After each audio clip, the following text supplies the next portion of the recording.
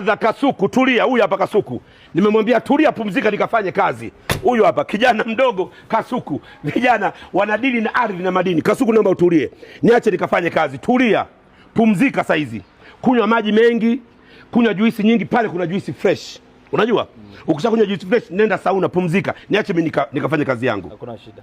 Tulia. Anaitwa Kasuku, kijana mdogo lakini hatari yake unaiona. Geuza nyuma uwekezaji huu. Tazama ikaosh. Tazama ikaosh. Tazama sauna hii.